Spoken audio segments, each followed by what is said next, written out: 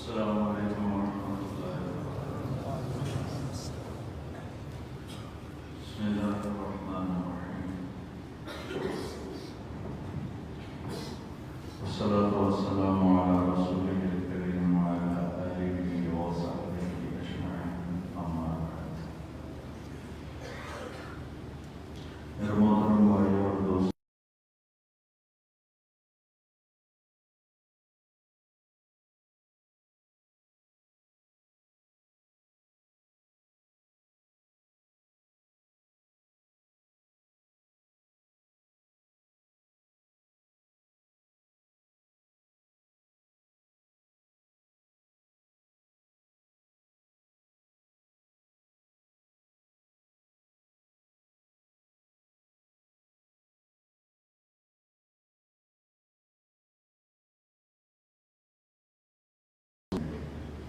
رات نہیں ہے، دن نہیں ہے، لا یزیغ عنہا الا ہالک۔ جو یہ چھوڑ دے گا میرا راستہ وہ ہلاک ہو جائے گا۔ وجعل الذل والصغار علی من خالف امری۔ جو بھی میرے راستے سے ہٹے گا اس کے لیے ذلت اور پستی اور تباہی۔ شمر فتح کا جھنڈا گاڑ رہا تھا اور میرے نبی کی اولاد ذبح ہو کے نیزوں پہ چڑھ رہی تھی۔ تو دنیا کا مل جانا یہ کوئی اللہ کے راضی ہونے کی نشانی نہیں ہے، بلکہ ایک حدیث یاد آئی، اللہ کے نبی کا فرمان ہے، اذا رأیت اللہ عز وجل یعطی العبد علی معاصی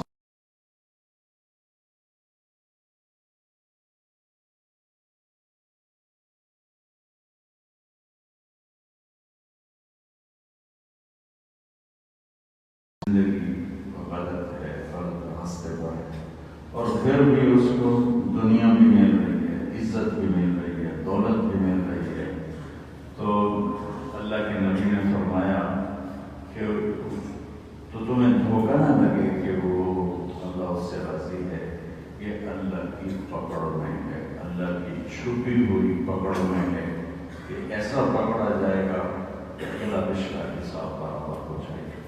تو بھائیو، میرے نبی ایک زندگی کا طریقہ دے کر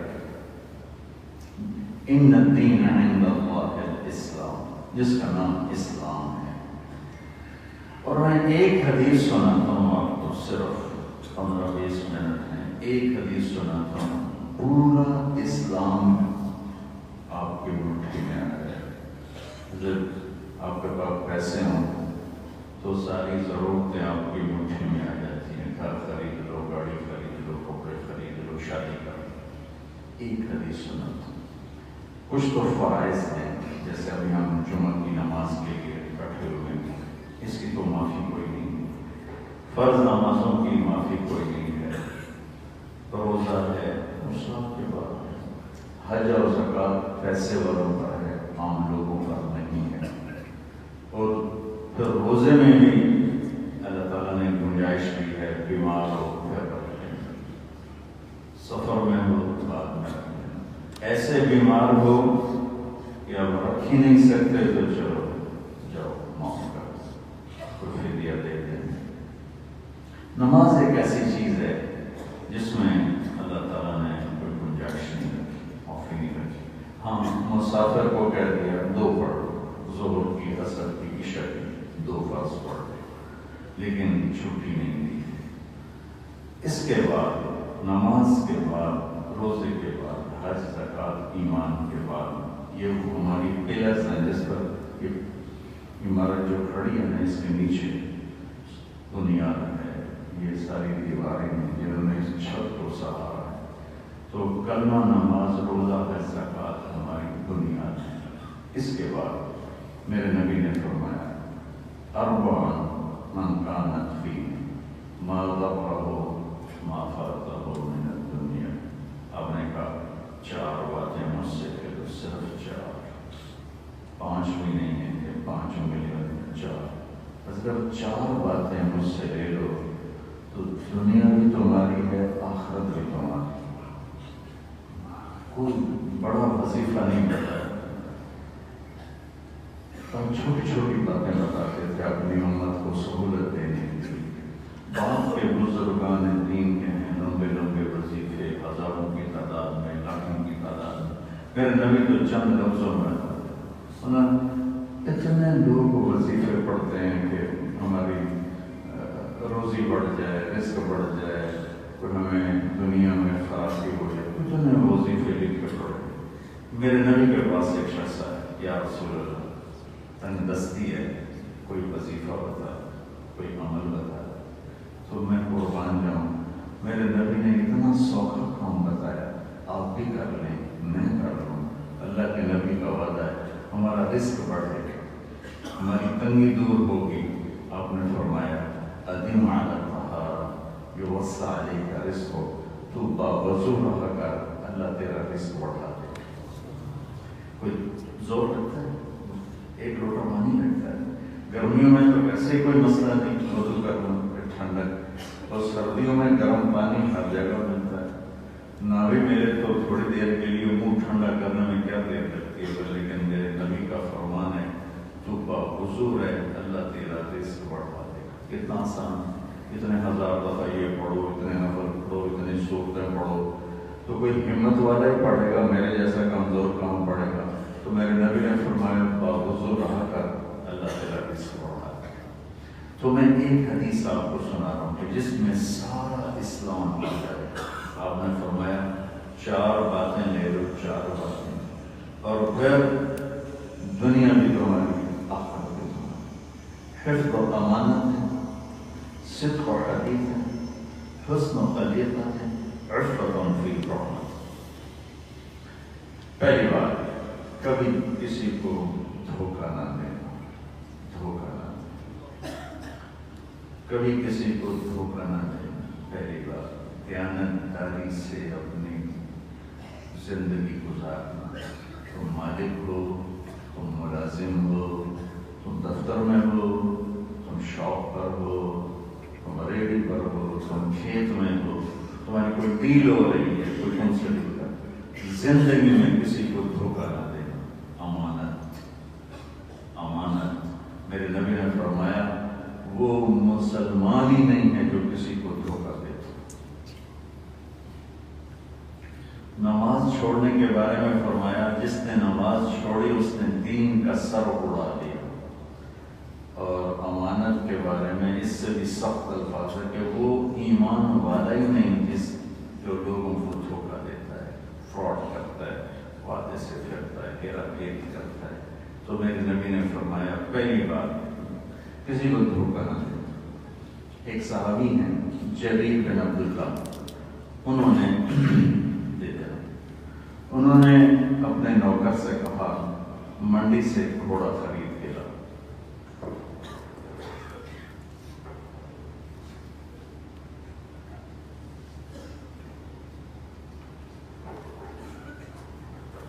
وہ بازار گئے، 300 روپے کا گھوڑا خرید کے لائے، اور آ کر کہا جی یہ میں نے 300 میں خریدا ہے، آپ پیمنٹ کر دیں۔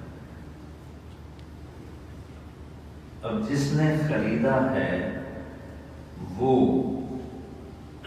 مالک سے کہتا ہے کہ تجھے 400 دے دوں۔ کبھی آپ نے سنا کہ خریدنے والا ریٹ بڑھائے، بیچنے والا ریٹ بڑھاتا ہے؟ سہیل بھائی ریٹ بڑھائے گا اور خریدنے والے کے لیے تھوڑے کام کرے، 1 روپیہ 2 روپے چھوڑ دو، کہ اتنا میرے تو بارے بھی نہیں ہے، اتنا تو میرا خرچہ ہے، میں کیسے چھوڑ دوں؟ یہ سارے بازار میں آپ دیکھو، جو بیچنے والا ہے وہ ریٹ بڑھاتا ہے، خریدنے والا گھٹاتا ہے۔ اس پہ جھگڑے ہو رہے ہیں، چارہ نے گھٹا دو، یہ ٹھیک ہے میری بات؟ یہاں الٹا ہو رہا ہے، خریدنے والا بیچنے والے کو کہتا ہے 400 دے دوں تیرے گھوڑے پہ، اور 500 دے دوں، دے دوں 600 دے دوں،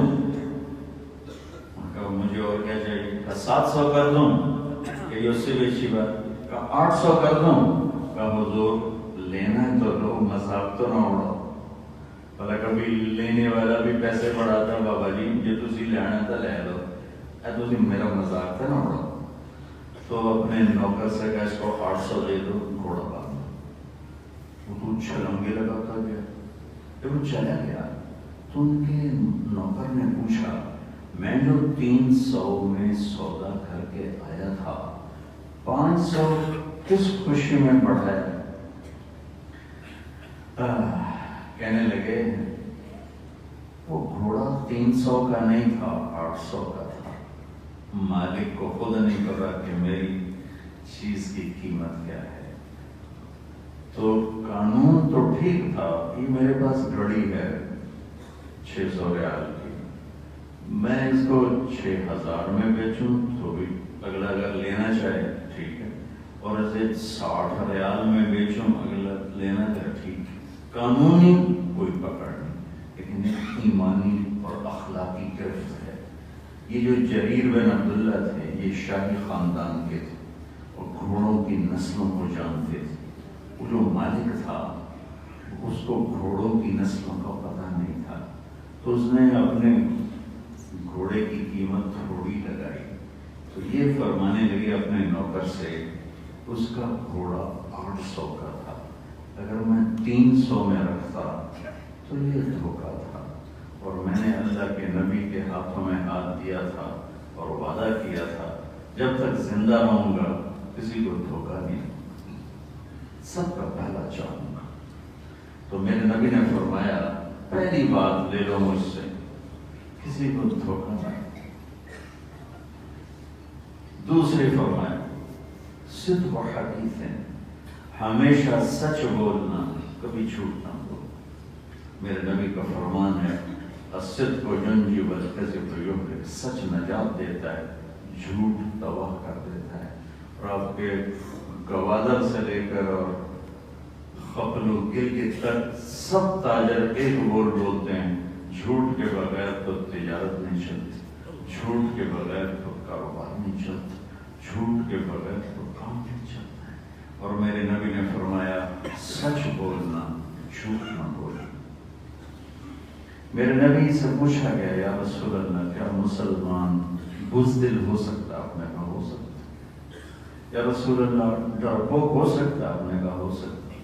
یا رسول اللہ جھوٹا ہو سکتا کہ نہیں؟ جھوٹا نہیں ہو سکتا. آپ نے فرمایا ایک مسلمان میرا امتی ہر زمانے میں، چاہے میرا زمانہ ہو چاہے 1440 ہجری ہو، ہر گناہ کر سکتا ہے، بشر انسان ہے، دو نہیں کرے. اگر وہ میرا امتی ہے دو نہیں کرے گا، ایک جھوٹ کبھی نہیں بولے گا، ایک دھوکہ کبھی نہیں دے گا. اور میرا پورا ملک جھوٹ اور دھوکے کے گٹر میں ڈوبا پڑا ہے. وہ سندھ ہو، بلوچستان ہو، پنجاب ہو، سرحد ہو، پٹھان ہو، پنجابی ہو، سندھی ہو، بلوچ ہو، بروہی ہو، سب ڈوبے پڑے ہیں. جھوٹ اور دھوکہ، جھوٹ اور دھوکہ. میرے نبی کی دو صفتیں ہائی لائٹ ہوئی، صادق امین، صادق امین. غیروں نے کہا صادق امین، آپ کو نام سے نہیں پکارتے، کہتے تھے صادق امین. اگر آپ مجھ سے سوال کرو کہ سارے دین کو 2 لفظوں میں بتاؤ تو میں کہوں گا سچائی اور امانت داری. اگر آپ مجھ سے کہو کہ سارے کفر کو 2 لفظوں میں بتاؤ تو میں کہوں گا جھوٹ اور فراڈ، جھوٹ اور فراڈ، جھوٹ اور دھوکہ. ساری دنیا کا کفر ان 2 چیزوں میں آتا ہے اور پوری اسلام کی شریعت ان 2 چیزوں میں ہے، سچائی اور دیانتداری. مسلمان سچ بولتا ہے، جھوٹ نہیں بولتا ہے. آپ تشریف لے جا رہے تھے تو آپ کو آواز آئی یا رسول اللہ. تو آپ نے ایسے دیکھا تو کوئی نظر نہیں ہے. پھر آواز آئی یا رسول اللہ.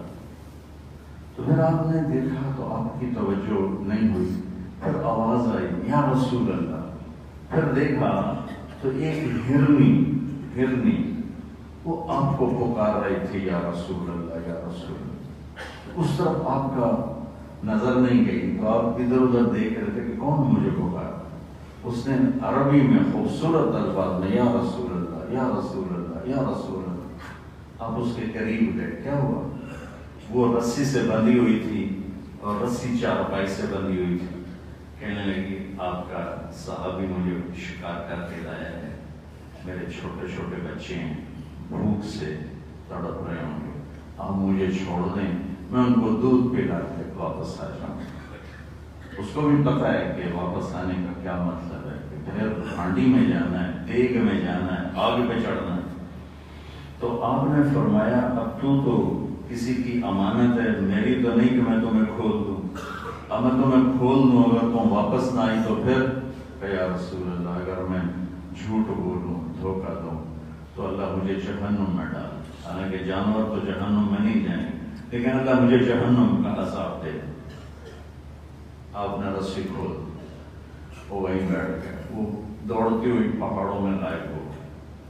دیر لگا تھی، آپ وہیں بیٹھ گئے.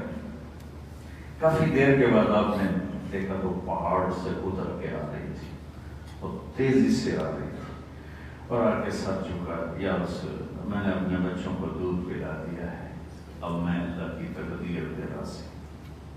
آپ نے اس کو دوبارہ باندھ دیا اور وہیں بیٹھ گئے. کافی دیر گزری تو وہ صحابی آئے، وہ شہر سے تھوڑا باہر رہتے تھے. یا رسول اللہ آپ یہاں کیسے؟ آپ نے فرمایا ایک کام سے آیا ہوں، ایک کام میں آیا. یا رسول اللہ پھر ارشاد فرمایا کہ یہ ہرنی مجھے ہدیہ کر. وہ حیران ہو گئے، یا رسول اللہ ہم تو جان دینے کے لیے تیار بیٹھے، آپ نے ہرنی مانگ لی. رب ایک کیڑی شاید ارے تھوڑی لے لو، آپ نے بس مجھے یہ ہرنی چاہیے. یا رسول اللہ آپ نے اس کی رسی کھولی. سچ نجات دیتا ہے اور جھوٹ ہلاک کرتا ہے. اس نے آپ کو یوں سر جھکا کے آپ کا شکریہ ادا کیا اور پھر 4 قدم گئی، وہاں جا کے کھڑی ہوئی، پھر ایسے مڑی، پھر آپ کو یوں سر جھکا کے آپ کا شکریہ ادا کیا، پھر چلی اور 4 قدم گئی، پھر یوں مڑی اور آپ کو دیکھ کے یوں آپ کا شکریہ ادا کیا. جب تک وہ آنکھوں سے اوجھل نہیں ہوئی، وہ مڑ مڑ کے اللہ کے نبی کو اس طرح سر جھکا کے آپ کا شکر گزار ہو کے گئی کہ سچ نجات دیتا ہے اور جھوٹ ہلاک کرتا ہے. تو میرے نبی نے 2 باتیں فرمائی 4 میں سے. پہلی کیا؟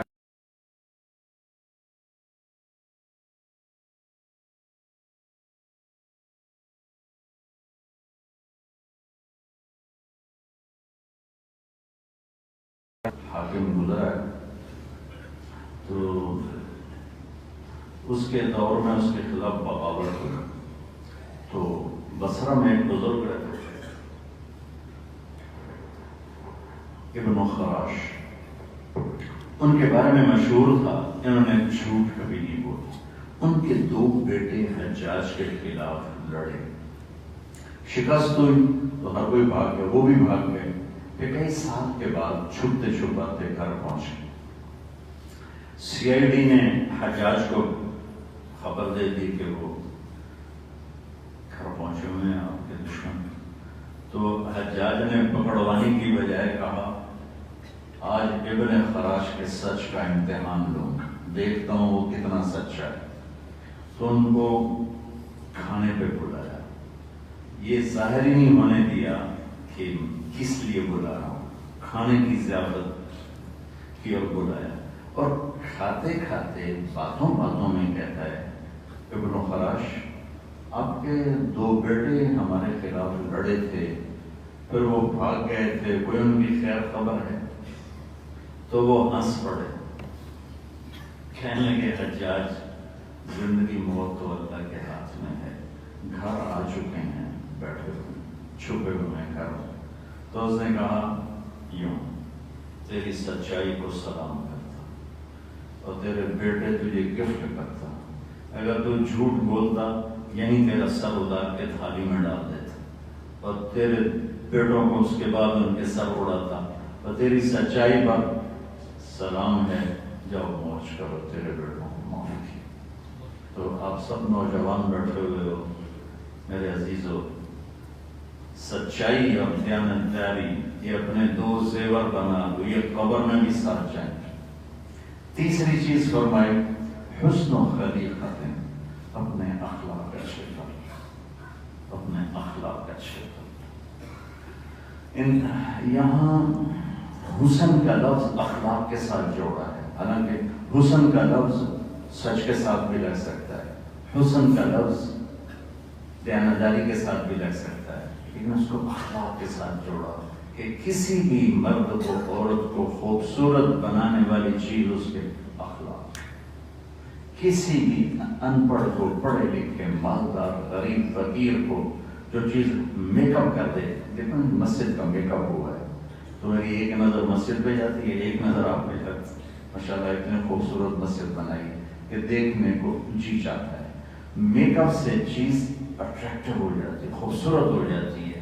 تو کسی بھی مرد عورت مالدار فقیر مزدور مینیجر ریڑھی والے سے لے کر اتنے بڑے کاروباری کا جو حسن ہے، جو بیوٹی ہے، جو میک اپ ہے، وہ اس کے اخلاق اچھے، اور اچھے اخلاق بنانے ہیں تو اپنی زبان پہ قابو پانا سیکھنا، خاص طور پر غصے کے وقت، اور خاص طور پر رشتوں کے سامنے، بیوی کے سامنے، بچوں کے سامنے، ماں باپ کے سامنے، دوستوں کے سامنے، مالک کے سامنے، ملازم کے سامنے، زبان سے ایسا بول نہ بولو جو کسی کے دل کو توڑ دے، کہ دل کا ٹوٹ جانا وہ بلا ہے کہ پوری دنیا کے مرہم اس کو دوبارہ جوڑ نہیں سکیں گے۔ اللہ نے دل کو شیشے سے تشبیہ دی ہے، المصباح فی زجاجہ، الزجاجہ تو کانہا کوکب۔ اللہ تعالیٰ نے دل کو قرآن میں شیشے سے تشبیہ دی ہے، ایک صفت کی وجہ سے، ایک عیب کی وجہ سے۔ صفت تو یہ ہے کہ اس میں جو چیز جاتی ہے تو یہ خود روشن ہوتا ہے تو اس کی روشنی کو بڑھا دیتا ہے۔ ان فانوسوں کے اوپر شیشہ نہ ہوتا تو ان میں یہ روشنی کی تیزی نہ ہوتی۔ تو ایک اس میں خوبی ہے کہ جو چیز اس میں جاتی ہے اس کو روشن کر دیتا ہے، ایک اس میں عیب ہے، دونوں کی طرف اشارہ ہے۔ ایک اشارہ تو یہ دیا کہ دل کو صاف رکھنا گناہوں سے، نافرمانی سے، تو تمہارا ایمان ایسے چمکے گا سورج کی طرح۔ دوسرا اشارہ یہ ہے کہ شیشے میں ایک عیب ہے کہ ٹوٹ جائے تو جڑتا نہیں، ہر دھات جڑ جاتی ہے، ٹانکے ٹونکے لگا کے جڑ جاتی۔ شیشہ ٹوٹ جائے یہ کم وقت نہیں جڑتا، اسے دوبارہ گلانا پڑے گا، پگھلانا پڑے گا، سارے پروسیس سے گزار کر پھر جا کر وہ دوبارہ آئے گا تو کام میں آئے گا۔ جہاں دراڑ پڑ گئی، جہاں لکیر پڑ گئی، جہاں ٹوٹا، کبھی نہیں جڑ سکے گا۔ تو اس میں یہ اشارہ ہے کہ دل ایسی ایک کمزوری کا مالک ہے کہ ٹوٹ جائے تو جڑتا نہیں، اور اس کو توڑنے والی چیز چھری نہیں ہے، لاٹھی نہیں ہے، ایک زبان کا گندا بول ہے، زبان کی شدت ہے۔ ایک بڑے خربوں بدیا کی بیگم ملی اور ملتے ہی رونا شروع کر دیا۔ جس نے مجھے تعارف کروایا کہ ایک خاتون آپ سے ملانی، ہماری فیملی تعلقات ہیں، خود 14-15 ارب کی پارٹی تھا، مجھ سے تعارف کراتے کراتے کہنے لگا اس کے جو میاں ہیں میرے جیسے 200 ان کی جیب میں آ جاتے ہیں، میرے جیسے 200 ان کی جیب میں آ جاتے ہیں۔ یہ اس کا تعارف تھا۔ اس خاتون نے بیٹھتے رونا شروع کیا کہ لوگ میرے اوپر، عورتیں رشک کرتی ہیں کہ میں بڑے مالدار کی بیگم ہوں، میں دولت کو آگے لگاؤں، میں کیا کروں، میرے خامن کا رویہ ہی ٹھیک نہیں، تو میں اس پیسے کو کیا کروں، یہ اس ہیرے کو، اس لباس کو، اس 5 کروڑ کی گاڑی کو میں کیا کروں، جب اس کا رویہ ہی ٹھیک، اس کا بول ہی ٹھیک نہیں، تو میں دولت کو کیا کروں۔ تو میرے عزیز اور سب نوجوان بیٹھے ہو، اکثر شادی شدہ ہو، اپنی زبان کے بول اپنی بیوی کے ساتھ، اب سب اپنے ماں باپ کے ساتھ، اور خاص طور پر اپنے بچوں کے ساتھ ایسا میٹھا رکھو کہ یہ بذات خود ایک عبادت بن جاتا ہے۔ کسی کے دل کو زندہ کر دینا ہزاروں نفلوں پہ بھاری ہے، اور کسی کے دل کو توڑ دینا ہزاروں گناہوں پہ بھاری ہے۔ تو اللہ تعالیٰ نے اس کو شیشے سے تشبیہ دے کر 2 مطلب سمجھا ہے، ایک پازیٹو ایک نیگیٹو۔ پازیٹیو ہے کہ روشن رکھو گے، گناہوں سے بچا کے رکھو گے تمہیں چمکا دے گا. نیگیٹو یہ ہے کسی کا بکواس کرو گے گالی سے، تانے سے، تو ایسا توڑو گے کبھی جڑ نہ سکے. سبحان، کیا خوبصورت، کیا خوبصورت. اور پھر اللہ کے نبی نے عورت کو شیشے سے تشبیہ دی، پورے وجود قواریر قواریر یا انجشت و قواریر. ارے یہ شیشے سے بنی ہے، اس پہ کوئی لکیر پڑ گئی تو مٹا نہ سکو گے پھر. اور لکیر جو پڑتی ہے وہ رویوں سے پڑتی، زبان کے گندے بول سے پڑتی، شدت سے پڑتی، کہ غصے میں پتہ ہی نہیں کیا بولے جا رہا ہے، بولے جا رہا ہے کہ آگے تیرے سامنے انسان ہے، پتھر نہیں ہے. اس لیے میں کہا کرتا ہوں جب غصہ چڑھے تو چپ ہو جاؤ، بولو نہیں. کیونکہ غصے میں بھی ٹھیک بولنا یہ نبیوں کا کام ہے، معصوم ہستیوں کا کام ہے. طارق جمیل کا لیے غصے میں صحیح بولنا ناممکن ہے. لہذا کیا علاج ہے سب کو بتا رہا ہوں. غصہ چڑھے چپ ہو جاؤ، جب وہ لہر گزر جائے پھر اطمینان سے بولو جو بولنا ہے. اور اگر غصے میں بولے، ماں سامنے ہوگی اسے ذلیل کر دو گے، باپ سامنے ہوگا اسے ذلیل کر دو گے، بیوی سامنے ہوگی اسے ذلیل کر دو گے، بھائی نوکر جو بھی سامنے ہوگا وہ ذلیل ہو جائے گا اس گندے بول کی وجہ سے. اس لیے میرے نبی نے فرمایا معاذ تمہیں سارے دین کا خلاصہ بتاؤں؟ کہیں فرمائیے. تو دیکھو آپ نہیں ہوگی.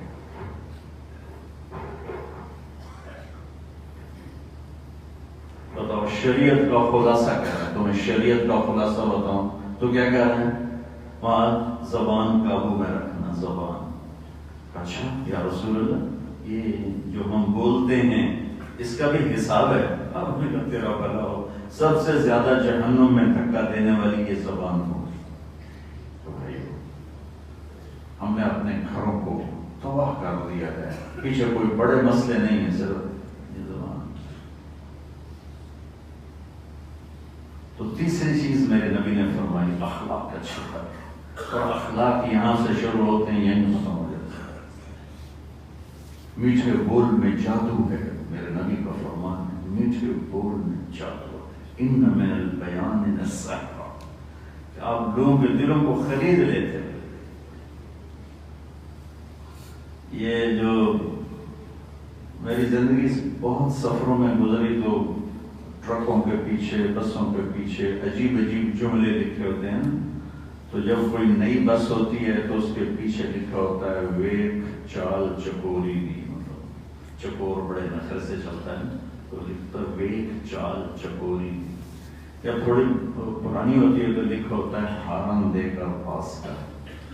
جب تھوڑی اور پرانی ہوتی ہے تو اس کے پیچھے لکھا ہوتا ہے یا پاس کر یا برداشت کر. اور جب وہ اور پرانی ہوتی ہے تو ایک ملنگ بنا ہوتا ہے، نیچے لکھا ہوتا ہے نا چھیڑ ملنگا. تو یہ تو خیر ایسے ہی فضولیات ہیں. ایک دفعہ ایک بس کے پیچھے میں نے دیکھا ایک جملہ لکھا ہوا. میں رائمنڈ جا رہا تھا تو اسی ہائی وے پر پڑھتے پڑھتے کتاب، میں نے ایسی کتاب بند کی تو نظر اوپر اٹھائی تو ایک بس کو ہم اوورٹیک کر رہے تھے. تو اس کے پیچھے لکھا ہوا تھا، وہ کمال لکھا تھا، لکھا تھا دل، بڑا سا دل. آگے لکھا تھا برائے فروخت. سویل تو ہوتا ہے مطلب صبح آتے ہیں شام کو جاتے ہیں، تھکے ہوئے جاتے ہیں. تو میرے نبی کا فرمان ہے جو صبح سے شام تک رزق حلال میں تھک جاتا ہے اس دن کے سارے گناہ معاف ہو جاتے ہیں. کیا اپنے ہاتھوں سے کام کرتے ہیں، تھکتے ہیں، مشینوں پہ کھڑے ہیں، کیا کیا کر رہے ہیں. کتنی بڑی خوشخبری. یہ خوشخبری سہیل کے لیے نہیں ہے، سہیل سے مراد ہے آرام سے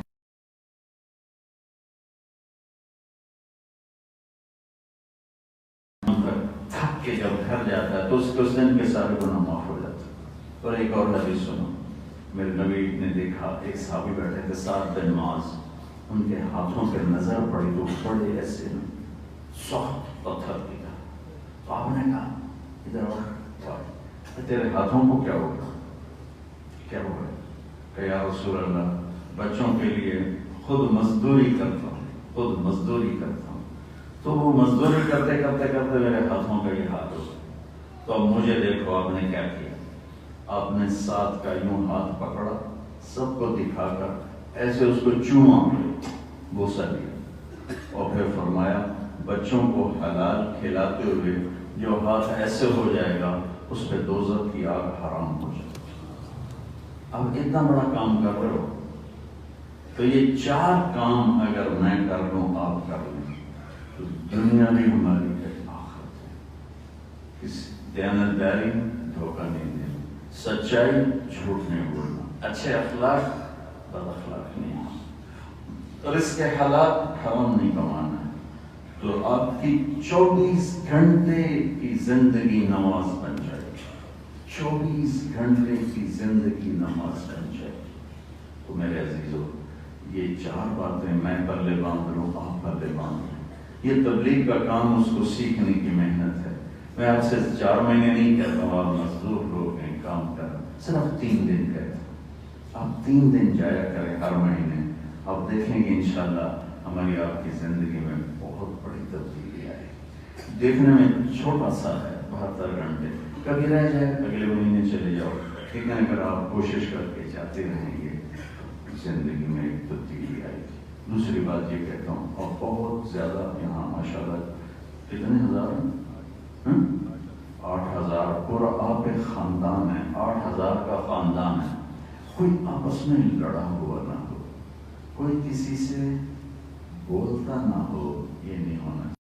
شراب پینے والا یا کوئی گناہ کرنے والا, اس کی نیکیاں اوپر جاتی ہیں, اس میں تول لگا ہوا ہے, نیکی بڑھ گئی, گناہ بڑھ گیا, گناہ گھٹ گیا, نیکی بڑھ گئی. لیکن جب 2 مسلمان آپس میں لڑ پڑے اور بات چیت بند کر دیں, اور 3 دن گزر جائیں اور وہ صلح نہ کریں, 4تھے دن اللہ تعالیٰ کہتا ہے ان کی فائل بند کر, ان کو کوئی عمل مجھ تک نہیں پہنچنا چاہیے.